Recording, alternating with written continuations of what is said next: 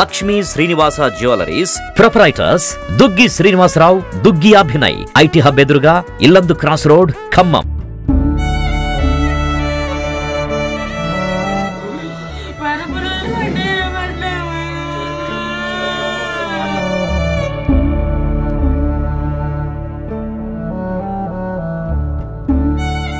Welcome to Suman TV Khammam. ఈరోజు మనం ఖమ్మం రూరల్లో ఉన్నటువంటి పడమటి తండా గ్రామంలో ఉన్నాం. ఇక్కడ 20 ఏళ్ళ ఒక యువకుడు తుమ్మోజు విఘ్నేశ్వరాచారి తను ప్రేమించిన అమ్మాయి తరపు తల్లిదండ్రులు తనను ఎంతగానో మానసికంగా హింసించి, శారీరకంగా హింసించి, తనను బెదిరించడంతో తను భయపడి వాళ్ళు తనని ఏదో చేస్తారని ముందే అనుకొని తనకు తానుగా పురుగుల మందు తాగేసి ఆత్మహత్య ప్రయత్నం చేశాడు. సో తను జూన్ 3వ తారీఖు ఇది చేశాడు. 13 రోజుల పాటు హాస్పిటల్లో ఉండి ఎంతగానో పోరాడి తర్వాతకి వాళ్ళ అమ్మకి ఎంతో శోకాన్ని మిగిల్చి తన తనువును చాలించాడు. దానికి సంబంధించిన వివరాలను అవన్నీ వాళ్ళ అమ్మని అడిగి తెలుసుకుందాం. ఇలా ఏం జరిగింది? నా కొడుకు ఒక అమ్మాయిని ప్రేమించాడండి. ఆమె ఖమ్మం ఆటది, నౌషిన్ అమ్మాయి పేరు. వాళ్ళ నాన్న పేరు పఠాన్ రబ్బీ, వాళ్ళ అమ్మ పేరు షకీలా. వాళ్ళకి 2 పాపలండి. పెద్ద పాప మా బాబును ప్రేమించుతుందండి. గత 2 సంవత్సరాల నుంచి ప్రేమించుతుందండి. అంటే మీకు తెలుసా, ముందే ఆ విషయం తెలుసా మీకు? అంటే ఒక 3 నెలల క్రితం తెలిసిందండి. 3 నెలల క్రితం తెలిస్తే వాళ్ళ నాన్న మాకు ఫోన్ చేసి చెప్పిండు. చెప్తే మేము పోయి మాట్లాడినాం. అయితే మా తప్పేం లేదండి అందులో. ఎవరితో మాట్లాడారు? వాళ్ళ అమ్మ నాన్నతో మాట్లాడాను. మాట్లాడితే కాల్ లిస్టు తీపిస్తే అందులో మెసేజ్ ఆమె పెడుతుంది, మా బాబు పెట్టట్లేదు, మాట్లాడట్లేదు. అయితే వాళ్ళ తప్పు వాళ్ళదే అని వదిలేసి వచ్చేసాం. ఇంకప్పుడు మళ్ళీ ఇంటికి రాగానే మళ్ళీ మెసేజ్లు పెడుతుంది, మళ్ళీ ఫోన్ చేస్తుంది అమ్మాయి. మళ్ళీ నేను ఫోన్ చేసి వాళ్ళ నాన్నకి మీ అమ్మాయి ఫోన్ చేస్తుంది అన్న అని నేను ఫోన్ చేసి చెప్పిన. ఫోన్ చేసి చెప్తే ఇక ఏం మాట్లాడుకుంటే అప్పటి నుంచి ఫోన్ చేయట్లేదు ఆయన నాకు. ఫోన్ చేయకుండా నా కొడుకునే ఫోన్ చేసి వాళ్ళ అమ్మాయిని అదుపులో పెట్టుకోకుండా నా కొడుకు ఫోన్ చేసి వాళ్ళ బాబాయ్, అమ్మాయి వాళ్ళ బాబాయ్, పిన్ని వాళ్ళు కొత్తగూడెం ఎస్ఐలు అంట, జాబ్ చేస్తున్నారు వాళ్ళు పోలీసు, నిజంగానే పోలీసులు అంట వాళ్ళంట. ఫోన్ చేసి మిమ్మల్ని ఎట్లయినా చంపుతాం, నిన్ను ఎట్లయినా చంపుతారా అని, షూట్ చేసి చంపుతా నిన్ను నువ్వు వదిలిపెట్టకపోతే అని వాళ్ళిద్దరు బెదిరిస్తున్నారంట. వాళ్ళ నాన్న కూడా నా కొడుకుని రౌడీ గాళ్ళతో ఉరికిచ్చి కొట్టిచ్చిండండి. మరి మీకు ఆ విషయాలు ముందే తెలుసా? తెలియదండి, నాకు చెప్పట్లే నా కొడుకు. మీకు ఎలా తెలిసిన ఇట్లా? అంటే మందు తాగినాక చెప్పిండండి నా కొడుకు. తాగినాక చెప్పిండు, తాగక ముందు నాకు చెప్పలేదు. ఇయ్యలేదండి. ఇవన్నీ జరిగాయి మాకు తెలియకుండా ఒక్కడే అనుభవించిండండి. మాకు చెప్పలే. ఫోన్లలో అన్ని వీడియోలు, ఫోటోలు అన్ని ఉన్నాయండి. ఎట్లా పరిచయం? అమ్మాయి ఎలా పరిచయం అంటే మా బాబాయ్ వాళ్ళ ఇంటి పక్కనే కిరాయికి ఉండేవాళ్ళు వాళ్ళు. అట్లా మా బాబాయ్ ఇంటికి పోయినప్పుడు ఫోన్ నెంబర్ ఆ అమ్మాయి ఇచ్చిందంట. అట్లా లవ్ చేసుకున్నారంట ఇద్దరు. కానీ నాకు తర్వాత తెలిసినప్పుడు నేను మందలు ఇచ్చినండి, చెప్పిండండి, వద్దు నాన్న వాళ్ళతో మాట్లాడుతుండే, నేను చెయ్యట్లేదే అమ్మాయి చేస్తుంది. నిజంగా లేచిన కానించి ఆమె మెసేజ్లతోనే లేస్తాడు వాడు. 100 సార్లు ఫోన్ చేస్తాడండి. వాళ్ళ ఇంట్లో వాళ్ళ నాన్నకు తప్ప అందరికి తెలుసండి వీళ్ళిద్దరి విషయము. వాళ్ళ ఇంటికి కూడా పోతాడండి డైలీ. మా డబ్బులన్నీ తీసుకుపోతాడండి నా కొడుకు. ఒక్కడే అండి నా కొడుకు. బంగారం చేయించుకుందండి, నక్లీస్ కూడా చేయించిండు అమ్మాయికి నక్లీస్ చేయించిండు. ఆ ఫోటోలు కూడా ఉన్నాయండి. నల్లపూసలు తాడు చేయించిండు. నా డబ్బులన్నీ నా ఇంట్లో నుంచి తీసుకుపోయి చేపిస్తాడు, నాకు తెలియకుండా చేపిస్తాడండి. డబ్బులు వస్తున్నాయి కానీ ఇంట్లోకి రానిచ్చారండి. డైలీ డబ్బులు తీసుకుంటున్నారు. డైలీ డబ్బులు తీసుకుపోయేవాడు, వాళ్ళకి పెట్టేవాళ్ళు. డ్రెస్ నార్మల్ గా చదువుకున్నాడు. ఇక మామూలుగా ఇప్పుడు వెల్డింగ్ పని చేస్తాడు. వాళ్ళ బాబాయ్ దగ్గర వెల్డింగ్ పనికి పోతాడు వాడు. ఇప్పుడు అప్పుడప్పుడు ఇంకా పోనప్పుడు అటు వెళ్ళిపోతాడు. వాళ్ళ అమ్మ నాన్న లేనప్పుడు ఇంటికి పిలిపించుకుంటుందండి అమ్మాయి ఏజ్ తక్కువైనా గానీ అమ్మాయి అట్లా చేసిందండి. 15 సంవత్సరాల వయసు ఎంత ఇప్పుడు అమ్మాయిది? 15 సంవత్సరాల అమ్మాయి అండి. నా కొడుక్కి 20 సంవత్సరాలండి. అయినా గానీ మేము మందలిచ్చిన అమ్మాయిని అసలు వదిలిపెట్టట్లేదు అది ఆమె. అంటే ఆ అమ్మాయి వయసు కాదసలు. మీరైనా కొంచెం అబ్బాయికి కూడా చిన్న ఏజే కదా! మీరైనా మరి కొంచెం గట్టిగా చెప్పి బాబుకి చెప్పినామండి. చెప్పి ఉంచకపోయారా? చెప్పినామండి. చెప్పినా వాళ్ళిద్దరు అసలు మా స్టేజ్ దాటిపోయారు వాళ్ళిద్దరు. అసలు అదే కదా! ఇప్పుడు ఇద్దరు ఇంత పెద్ద సంఘటన జరిగింది. అదే మనం ముందు కాస్త చెప్పుకొని, కాస్త జాగ్రత్త పడుంటే ఇంకొంచెం ఇదిగా ఉండేది కదా! ముందే మనం చెప్పినామండి. అమ్మాయిని అసలు మాట్లాడొద్దని చెప్పినాం మేము. వాళ్ళ నాన్నకే డైరెక్ట్‌గా ఫోన్ చేసి చెప్పిందండి నేనే. నేనే ఫోన్ చేసి మా అన్నయ్య, నేను ఇద్దరం ఫోన్ చేసి చెప్పినాం. మాట్లాడినాం. మీ అమ్మాయిని అదుపులో ఉంచుకోండి అంటే, వాళ్ళ అమ్మాయిని అదుపులో ఉంచుకోకుండా నా కొడుకుని బెదిరించారండి. నా కొడుకుని డబ్బుల కోసమే నా కొడుకుని వాడుకున్నారండి. నా ఇల్లు కూడా తాకట్టు పెట్టిండండి నేను. నా ఇల్లు ఆ రోజు అంటే ఇలా చేసుకోవడానికి ఆ రోజు ఎలా ఉన్నాడు బాబు? ఇంట్లోనే ఉన్నాడా? ఖమ్మంలో ఉన్నాడా? ఇంట్లోనే ఉన్నాడండి. ఆ రోజు ఇంట్లోనే ఉన్నాడు. ఉదయం 6కే లేచిండు. అంటే ఆ నిర్ణయం మీకు అంతకుముందు ఏమైనా మీతో ఆ విషయం మాట్లాడాడా? నాకిలా బాధగా ఉంది. నేను ఇలా చేసుకుంటాను అలా అని ఏమన్నా చెప్పాడా? వాళ్ళు నాకు ఇబ్బంది పెడుతున్నారు అని. అట్లా ఏం చెప్పలేదులే గానీ 2 రోజుల నుంచి అన్నం తింటలేదు. మనాదిగున్నాడు. ఏమైందిరా? ఏమైందిరా? అనంటే ఏం చెప్పట్లేదు. ఏం కాలే నాకేమైందే? నాకేం కాలేదు. నాకు ఆకలి కావట్లేదమ్మా అని అన్నాడు గానీ నాకేం చెప్పలేదు. ఆ రోజు ఉదయం కూడా లేచిండు. మంచిగానే బ్రష్ చేసిండు. మంచిగానే పడుకున్నాడు. ఆ ఏసీ యేసుకొని ఏసీ రూమ్‌లో నుంచి అసలు బయటికి రాడు. ఎవరితోను కూడా మాట్లాడు. ఫ్రెండ్‌షిప్ తప్ప ఎవరితో మాట్లాడడండి.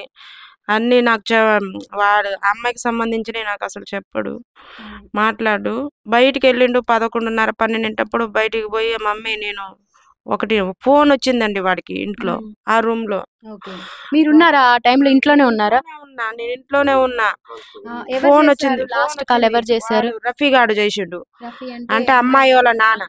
అమ్మాయోళ్ళ నాన్న ఫోన్ చేసి బెదిరించిండంట. నువ్వు చచ్చిపోతావా? నేను చంపాలారా? నువ్వు చచ్చిపోతావా అని కత్తులు పెట్టిండండి. గొడ్డలు పెట్టిండండి ఆ ఫోటోలల్లా. ఫోన్‌లో వాట్సాప్‌లో పంపించారా? పెట్టిండు. నువ్వు ఇయ్యాల చచ్చిపోవాలి. ఉన్నాయా? అవి ఫోన్‌లో ఉన్నాయా? నువ్వు ఇయ్యాల చనిపోవాలి. లేకపోతే నేను చంపేస్తా అని బెదిరించిండు. అంటే తనని నువ్వు చనిపోవాలి అన్నట్లు మెసేజ్‌లు పెట్టాడు. పెడతాడు. నువ్వు చనిపోతావా? నేను చంపేయనా? నువ్వు ఎక్కడ ఖమ్మంలో దొరికినా నేను బ్యాచ్‌తోని లేపేత్తరా నిన్ను. మాకు రౌడీ సీడర్లు తెలుసు. మాకందరు తెలుసు. మా పోలీసులు మా వోళ్ళే. నా తమ్ముడు, నా మరదలు పోలీసులు. పోలీస్ కేసు ఏమైనా పెట్టారా చనిపోయాక? చనిపోయాక కేసు పెట్టినాం మేము. కానీ హాస్పిటల్ ఉన్నప్పుడే పెట్టొచ్చామండి. కానీ చనిపోయినాక నిన్న తీసుకున్నారు. కానీ ఒకడు పోలీస్ అని ఫోన్ చేసిండండి నా కొడుక్కి. ఫోన్ చేస్తే నేను ఇంటి దగ్గర లేను. మమ్మీ ఎవరో పోలీస్ అంట నన్ను ఒక్కడనే రమ్మంటాండు మమ్మీ అని చెప్పిండు. అయితే నేను వచ్చినాక పోదాంలే నాన్న. నేను ఇంటికి వచ్చినాక ఫోన్ చేస్తే నేను పోలీసు కాదమ్మా అని అన్నాడు. ఆయన ఫేక్ పోలీసు. మరి ఎందుకు ఫోన్ చేశారు మీరు? మమ్మల్ని ఇలా ఎందుకు బెదిరిస్తున్నారని మీరు అడగలేదా? అడిగితే ఆ రఫీ అనే ఆయన ఫోన్ చేయించిండండి. బెదిరియమని చెప్పిండండి అని చెప్పిండు. వాళ్ళు మీ బాబు ఇలా చనిపోయాడు కదా, తర్వాతకి వాళ్ళకి ఏమైనా వాళ్ళు ఏమైనా వచ్చారా? ఏమైనా మాట్లాడటం, ఫోన్స్ చేయటం వాళ్ళ అవతల వాళ్ళ వైపు నుంచి? ఎవరు రాలేదండి. వాడు హాస్పిటల్ మెసేజెస్ వచ్చినాయండి. నువ్వు ముందు బా నేను వెనకొస్తా విఘ్నేష్ అని మెసేజ్లు పెడుతుందండి ఆ అమ్మాయి. నువ్వు ముందు బా నేను వెనకొస్తా అని ఇన్స్టాగ్రామ్ మెసేజ్లు పెడుతుంది. లవ్ సింబల్ పెడుతుంది. అర్థం కాలేదు. అంటే చనిపోతా, నువ్వు చనిపో, నేను నీ వెనక చనిపోతా నేను అని పెడుతుంది. నువ్వు చనిపో అని పెడుతుంది. అది తను మరే ప్రేమించడం ఎందుకు చనిపో అని అనడానికి? మరి అయినా అది ఏజ్ కాదు. ఆ ఏజ్ కాదు. అయినా కూడా ఆ ఏజ్ లో తను అలా చేసి మీ బాబు ఎలా ఉంటాడు మీతోటి? నా కొడుకు నాతో మంచిగా ఉంటాడండి. మరి ఇంత క్లోజ్ గా ఉండేవాడు ఇవన్నీ ఎందుకు చెప్పలేకపోయాడు? ఉంటామండి. నన్ను వదిలిపెట్టి ఎట్లా పోవాలనిపించిందో అండి వాడికి. మీరు ఒక్కలే ఉండి ఇంత చూసుకున్నారు మీ బాబు. ఏసీ రూమ్ లో నుంచి నేను బయటికి కూడా తీయనండి వాడిని. ఇంట్లోనే ఉంచుతానండి వాడిని. పనికి కూడా ఎక్కువ పంపియనండి. ఇంట్లోనే ఉంటాడు నా కొడుకు. ఎన్ని డబ్బులన్నా తీసుకుపోయినా నేనేమనండి. అన్ని తీసుకుపోయి వాళ్ళకి మేపిండు. డబ్బుల కోసం ఆశపడి నా కొడుకుని చంపేశారండి వాళ్ళు. ఇల్లు తాకడి పెట్టి 14 లక్షలు తీసుకొస్తే అయ్యి కూడా కొన్ని తీసుకుపోయి వాళ్ళకి పెట్టిండండి. ఇన్ని చేసుకెళ్ళి ఇన్ని తీస్తుంటే మీరు ఎందుకు అవతల వాళ్ళని ప్రశ్నించలేదు? మా బాబు డబ్బులు తీసుకొస్తున్నాడని. ఇద్దండి నాకు తెలియదండి. తర్వాత మందు తాగినాక ఇట్లా ఇచ్చిన మమ్మీ, ఇట్లా నకిలీ చేపించిన, ఇట్లా నల్ల పూసలు తాడు ఉంగరాలు చేపించిన డబ్బులు తీసుకెళ్తుంటే మీరు అడగలేదా మరి ఇంట్లో? సీక్రెట్ గా తీసుకుంటాడండి. ఇక నా కొడుకేలే. అదంతా మీ దగ్గరే ఉందా? ఫోన్ ఉంది, మెసేజ్లు ఉన్నాయి, వాళ్ళిద్దరు కలిసి దిగిన ఫోటోలు ఉన్నాయి. వాళ్ళ ఇంట్లోకి పోయి 30,000 రూపాయల సెల్ కొనిచ్చిండండి మొన్న రీసెంట్ గా. తినే కొనిపించారా? మా పేరెంట్స్ కనీసం అమ్మాయి 15 సంవత్సరాలు అమ్మాయికి, మరి అమ్మాయి దగ్గర అంత కాస్ట్లీ ఫోన్ ఎలా వచ్చిందని పేరెంట్స్ కి డౌట్ రాలేదా? అడగను కూడా అడగకుండా వాళ్ళందరికీ తెలుసు అండి ఇవన్నీ. అదే అంత తెలుసు, మరి డబ్బులన్నీ యూజ్ చేసుకుంటున్నారు, గోల్డ్ వస్తుంది అమ్మాయి దగ్గరికి, ఫోన్ వస్తుంది, మరి ఆ అమ్మాయినైనా ఇవి ఎక్కడి నుంచి వస్తున్నాయి ఏంటి అని ఒక మాట పేరెంట్స్ అడగలేదా? వాడుకున్నారండి వాళ్ళు, వీడిని వాడుకొని వీడిని చంపేశారు. వీడిని నా కొడుకుని చంపేశారు నాకు లేకుండా.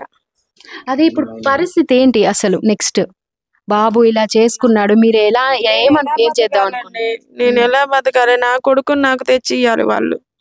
నా కొడుకు ఎలా పోయిండో వాళ్ళు అలా పోవాలి. మరి బాబు తండ్రి అమ్మా? తండ్రి లేడండి. 18 ఏళ్ల క్రితమే నా కడుపులో ఉన్నప్పుడు, నా కొడుకు కడుపులో ఉన్నప్పుడే వదిలేసి వెళ్ళిపోయిండండి. ఆయన తాగుబోతండి. కొడుకుని ఒక్కనే పెట్టుకొని పెంచుతున్నావు? చనిపోలేదండి, ఎటుపోయిండో తెలీదు. అప్పటి నుంచి మీ బాబుకు తెలుసు కదా నువ్వు ఒక్కదానివే ఇంత ఘనంగా చూసుకుంటూ వచ్చావని. మరి ఇంత తెలిసిన తను కనీసం ఒక్క నిమిషం ముందు నీకు చెప్పాలి, నీతో పంచుకోవాలని ఎందుకు ఆలోచించలేదు? అమ్మాయి మీద ఉన్న ప్రేమతో నాకు చెప్పలేదు. అమ్మ ప్రేమ కంటే అమ్మాయి ప్రేమ ఎక్కువైందా? చెప్పకుండానే చేసిండండి. నా బతుకు అన్యాయం చేసిపోయిండండి. ఒక్కలు ఎంతగానం కష్టపడి పెంచారో తనకు తెలుసు, చూస్తూ పెరిగాడు. ఒక అమ్మాయి ఎన్ని 2 సంవత్సరాలు అయిందా పరిచయమై? 2 సంవత్సరాలు పరిచయమైన అమ్మాయి కోసం కన్న తల్లిని వదిలేసి వెళ్ళడానికి తనకు అసలు మనసు ఎలా వచ్చింది? ఆలోచించలేదా? కనీసం మీతో ఈ మాట చేసే ముందు అమ్మ నన్ను ఇలా బెదిరిస్తున్నారు, ఇలా చేస్తున్నారని కూడా ఒక్కసారి కూడా ఆలోచించాలనిపించలేదా? చెప్పలేదండి. నాకేం చెప్పకుండా సెల్ స్విచ్ ఆఫ్ చేసుకుంటండి. ఎంత వెతికినా దొరకలేదండి. లాస్ట్ ఎక్కడ ఇలా చేసుకుంది? ఏ ఊర్లో? వేరే ఊరు, తీర్థాల పక్కన. ఎవరైనా ఫ్రెండ్స్ వాళ్ళ ఊరున్నారా? ఒక్కడే వెళ్ళాడా? అంటే ఏం తీసుకున్నాడు? మందు ఏంటది? అది కొనుక్కున్నాడు, గడ్డి మందు. ఎక్కడ కొనుక్కున్నాడా? బయట తను ఖమ్మంలో కొనుక్కొని గోర్లపాడు నుంచి అటు నుంచి వచ్చి అటు చెరువు పక్కన కూర్చొని తాగిండండి. తాగి మళ్ళీ మీకు కాల్ చేసి చెప్పాడా? ఎవరైనా ఉన్నారా? తను ఒక్కడే వెళ్ళాడా? తాగిన తర్వాత మీకే ఫోన్ చేశారా? ఇంకెవరికైనా ఫ్రెండ్స్ కో లేకంటే అమ్మాయికి ఏమైనా ఇన్ఫార్మ్ చేశాడా? అమ్మాయికి బాయ్ బాయ్ బాయ్ బాయ్ అని పెట్టిండండి, కాల్ మీ అని పెట్టిండండి. అయితే లొకేషన్ షేర్ చెయ్యని పెట్టింది ఆమె. ఆయన బాయ్ బాయ్ అన్నా కానీ ఆమెకి ఇంత కనికరించలేదు. ఎందుకు అని కూడా అనలేదు. బాయ్ బాయ్ అని పెట్టిండు. ఆమెకు 100 సార్లు పెట్టిండు. ఒక వీడియో కాల్ చేసుకున్నారు, ఇద్దరు మాట్లాడుకున్నారు. మరి అవన్నీ అందులో ఉన్నాయి, కానీ వీడియో కాల్ మాట్లాడింది బయటికి రాదు కదండి. కాల్స్ చేసిండు బాయ్ బాయ్ అని 100 సార్లు. అంటే అమ్మాయికి తెలుసు, అంటే తను మంత్ తీసుకునే ముందు అమ్మాయికి కాల్ చేసి చివరి కాల్ అమ్మాయికే చేశాడు, చేసిండు. అమ్మాయికి చేసిన తర్వాత తాగిన తర్వాతనే మా ఫోన్ ఎత్తిండండి. నా ఫోన్ ఎత్తి నేను ఏడ్చుకుంటూ చెప్పిందా చివరిగా తను ఏం మాట్లాడాడు తన అమ్మాయి ఏమన్నా చెప్పిందా మీతోటి? తల్లిదండ్రులు గానీ అమ్మాయి కానీ మెసేజ్ లో ఏమన్నా అమ్మాయి రిప్లై ఇచ్చిందా? ఏమి ఇవ్వలేదండి, ఏమి ఇవ్వలేదు. చివరిగా నాకు మమ్మీ మాట్లాడా ఫోన్ చేసి? ఏమని చెప్పాడు? చివరిగా మాట్లాడిన మాటలు ఏంటి మీ బాబు మీతో? చివరిగా ఫోన్ స్విచ్ ఆన్ చేసి, నేను మందు తాగేసిన మమ్మీ, మిస్ యూ మమ్మీ, నిన్ను వదిలిపెట్టి పోతున్న మమ్మీ, సారీ మమ్మీ, నేను తాగేసిన మమ్మీ అన్న. అంత బాధ ఉండి అంత మిస్ యూ మమ్మీ నేను వెళ్ళిపోతున్నా అన్నాడు. అసలు ఎందుకు ఆ నిర్ణయం తీసుకోవాలనిపించింది తనకి? వాళ్ళు చంపేస్తారనే వాడు తాగిండు. అమ్మ ఉంది కదా చూసుకోవడానికి, మీరున్నారు కన్న తల్లి, ఇన్ని సంవత్సరాలు చూసుకున్నారు కదా, ఇక పైన కూడా చూసుకున్న నమ్మకం ఎందుకు రాలేదు? వాడికి ఎందుకు బుద్ధి పుట్టిందో, ఎందుకు చేసుకుంటూ. పోలీసులు ఏమంటున్నారు ఇప్పుడు? ఇప్పుడు మీరు పోలీస్ కేసు పెట్టారుగా, అంటే ఎక్కడ ఏ ఏరియా పోలీసులు? ఖమ్మం వాళ్ళేనా లేదంటే వేరే ఊర్లో వాళ్ళు పోలీసులు? రూరల్ పోలీసులు, ఖమ్మం రూరల్ పోలీసులకి పెట్టినాం మేము. పోలీసులు బాబుని ఏమని బెదిరించారు? ఖమ్మం లోకల్ పోలీసులు, 1 టౌన్ అదే మహిళా మండలి పోలీస్ అంట. పోలీస్ కాదు వాడు, కానీ ఫేక్ పోలీస్ వాడు. ఫోన్ చేసి మీ బాబుకి తెలిసిందా తర్వాతకి? తెలీదా? తర్వాత తెలిసిందండి. ఫస్ట్ ఫోన్ చేసినప్పుడు భయపడ్డాడు. అంటే పోలీస్ తను అది కూడా పోలీస్ అని చెప్పి భయపడ్డాడు. అంతేనా? మా సర్పంచ్ గారికి చెప్తే ఆ సర్పంచ్ గారితో చేపితే నేను పోలీసునే కాదని చెప్పిండండి ఆడు. నేను పోలీసునే కాదమ్మా. మరి మీరు ఇవి జరుగుతున్నప్పుడే వాళ్ళు ఇలా చేస్తున్నప్పుడే మీరు ఒక మాట అప్పటికే వెళ్ళిపోయిండండి. అప్పటికే తాగేసిండు. నేను పోయి తీసుకొని హాస్పిటల్కి తీసుకెళ్ళి. మీరే వెళ్ళారా? తను ఎక్కడున్నాడో చెప్పాడా? చెప్పిండు. నేను ఇంకొక బాబు మా ఇంటి పక్కన అబ్బాయి. ఎంతసేపటికి వెళ్ళారు మీరు అక్కడికి? 10 నిమిషాల్లో వెళ్ళిపోయినామండి. అప్పటికే వెతుకుతున్నాం గంట నుండి. అక్కడే కూర్చొని ఉండు వాంతులు చేసుకుంటాడు. నేను బతకాలి మమ్మీ, నన్ను బతికిచ్చు మమ్మీ, నన్ను బతికిచ్చు. చూడగానే బతకాలన్న కోరిక వచ్చేసింది. అప్పుడు అమ్మాయి కోసం చనిపోవాలనుకున్నా, అమ్మని చూడగానే బతకాలనిపించింది. బతికిచ్చు మమ్మీ, నన్ను హాస్పిటల్కి తీసుకు మమ్మీ అని ఏడుస్తూనే ఇద్దరం ఏడ్చుకొని బండి మీద తీసుకొని పోయినండి. శాంతి హాస్పిటల్కి తీసుకెళ్ళానండి. కానీ తీసుకుపోగానే ఈయన బతకడని చెప్పారండి. అప్పటికి 2 రోజుల నుంచి అన్నం తింటలేదండి. ఫుడ్ కూడా తీసుకోపోవట్లేదు. అన్నం తింటలే. వాళ్ళు ఏమేమంటారో అసలు నాకేం చెప్పట్లే. మీకు అనిపించిందా నేను ఇంకొంచెం జాగ్రత్తగా ఉండి నా కొడుకుని కనిపెట్టుకొని ఉంటే ఇలా జరిగేది కాదు అని మీకు ఏమైనా అనిపించిందా? ఉంటానండి, నా కొడుకుని వదిలిపెట్టి నేను ఎక్కడికి పోను. వాడి పక్కనే ఉంటాను. నేను అసలు వాడిని వదిలిపెట్టి నేను ఉండనండి. మేమిద్దరం ఫ్రెండ్స్ అండి. వాడికి ఏమైనా నాకు చెప్తాడు. ఈ విషయం అమ్మాయి విషయం అసలు చెప్పాడండి నాకు. నీకెందుకు మమ్మీ అని అంటాడు, నాకు చెప్పాడండి. వాళ్ళు మాత్రానికి మా డబ్బులన్నీ తిన్నా. ఎప్పుడైనా వచ్చిందా అమ్మాయి?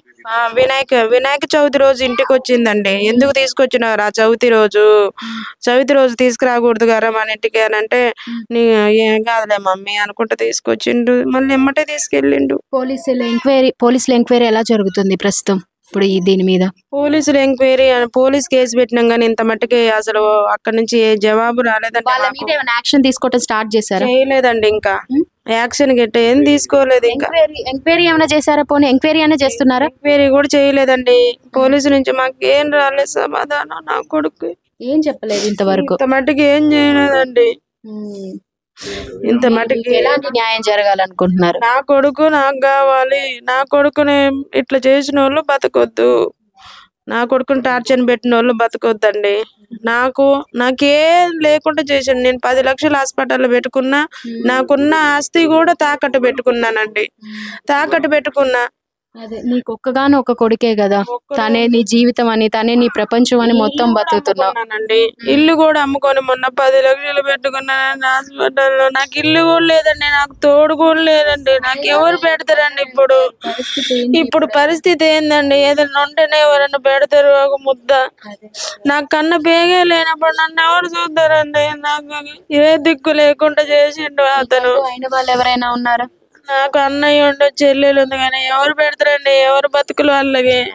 కొడుకే ప్రాణంగా బ్రతుకుతున్నావు. కూలి కష్టం చేసుకొని బతికే వాళ్ళే అందరూ. నా బతుకు నా కొడుకు మీద ఆధారపడి బతుకుతానండి. భర్త లేకపోయినా 20 సంవత్సరాల నుంచి నా కొడుకుని సాదుకుంటూ ఉంటానండి. ఏ దిక్కు లేకపోయినా నేను మేమిద్దరమే బతుకుతున్నామండి. ఏమవుతారు బాబుకి? మేనమావనండి, మా చెల్లె కొడుకు. మీకు తెలుసా? ఎంతకాలంగా తెలుసు మీకు? నాకు ఒక నెల క్రితం తెలుసు అండి, అంత ముందు తెలియదు. నెల క్రితం వాళ్ళ నాన్నగారు ఫోన్ చేస్తే వాళ్ళ ఇంటికి, అమ్మాయి వాళ్ళ నాన్నగారు ఫోన్ చేస్తే ఖమ్మం పోయి మా తమ్ముడు వాళ్ళ ఇంటికాడనే కూర్చోబెట్టి మాట్లాడినాం. అమ్మాయి చిన్న వయసు. ఏంటి అంటే ఈ చర్చలు ఏం మాట్లాడు? ఫోన్లు చేస్తారు వీళ్ళు, తరచు ఫోన్ చేసుకుంటారు, ఇంటికి వస్తాడని చెప్పారు. వాళ్ళు చెప్పారు. అయితే మేము పోయి మాట్లాడితే మేము ఫోన్ చేయం, ఏం చేయమన్నారు. అయితే మళ్ళీ తర్వాత ఒక్క నైటే ఆగారు. మళ్ళీ నెక్స్ట్ రోజు నుంచి మళ్ళీ ఫోన్లు చేస్తారు. మీరు మీ బాబుకి కూడా చెప్పారా చేయొద్దు అని? చేయొద్దని చెప్తే ఇక్కడ ఒక 3 రోజుల దాకా ఫోన్ చేయకుండా ఉంటే అమ్మాయి మెసేజ్లు చచ్చిపోతా నేను అని చెప్పడం మొదలు పెట్టింది. అమ్మాయి స్టార్ట్ చేసింది. అయితే మళ్ళీ 2 రోజుల తర్వాత వాళ్ళ నాన్నకి మేమే ఫోన్ చేసి చెప్పినాం, మీ అమ్మాయిని కంట్రోల్లో పెట్టుకోండి, మళ్ళీ మెసేజ్లు పెడుతుంది, ఫోన్ చేస్తుంది అని అంటే నేను చూసుకుంటా అని చెప్పి అమ్మాయిని తిట్టిండో ఏం చేసిండో తెలియదులే కానీ మావని తిట్టం మొదలు పెట్టిండు. యాక్చువల్ గా వాళ్ళ కుటుంబం మొత్తం కూడా ఈ లవ్ విషయం తెలుసు. అంటే ముందు నుంచే తెలుసు. వాళ్ళ నాన్నకి తప్ప వాళ్ళ నాయనమ్మకి, వాళ్ళ తాతల, వాళ్ళ బంధువులందరికీ తెలుసు. వాళ్ళ నాన్నకి ఎప్పటి నుంచి తెలిసింది? వాళ్ళ నాన్నకి ఒక 2 నెలల క్రితం నాకు తెలిసినప్పుడే వాళ్ళ నాన్నకి తెలిసింది. అప్పటి నుంచి బాగా టార్చర్ పెట్టడం మొదలు పెట్టింది బాబుని. అంటే ఏ రకంగా? చంపుతానని బెదిరియటం, మెసేజ్లు పెట్టడం, నువ్వు ఖమ్మం వస్తే రౌడీ షీటలతో కొట్టిస్తా, మా తమ్ముడు మరదలు పోలీసు వాళ్ళు అని వాళ్ళ ఫోటోలు పెట్టడం, అమ్మాయితో పెట్టియటం. ఇట్లా బెదిరిస్తున్నారని మీతో ఎవరితో కూడా ఎప్పుడు పంచుకో ఫ్రెండ్స్ తో అయినా చెప్పాడంటున్నా? పోనీ కానీ చెప్పలేదండి. లాస్ట్ 1 తారీఖు పోలీసు వాళ్ళు ఫోన్ చేశారని చెప్పిండు నాతో. అయితే మేము ఇక్కడ మా పల్లెటూరు కాబట్టి సర్పంచ్తో చెప్తే వాళ్ళు ఫోన్ చేస్తే ఆయన పోలీసు కాదు, 1 టౌన్ పోలీసు వాళ్ళు అయితే కరుణాకర్ గారు ఉంటాడు, మనకి ఫోన్ చేస్తారు అని చెప్పారు. వాళ్ళు లేరు. ఇక వాళ్ళు ఫోన్ చేయండి మనం ఎందుకు పోతాం చారి, ఫోన్ చేస్తేనే పోదాం అని ఆయన అంటే మేము కూడా పోలే. 2వ తారీఖు మళ్ళీ ఫోన్ చేసి బాగా టార్చర్ పెట్టారు. టార్చర్ పెడితే వీడు మన ఫోన్ లోనేనా లేకపోతే ఏమైనా పిలిచి అలాంటి? అంత ముందు కూడా కొట్టారు అంట.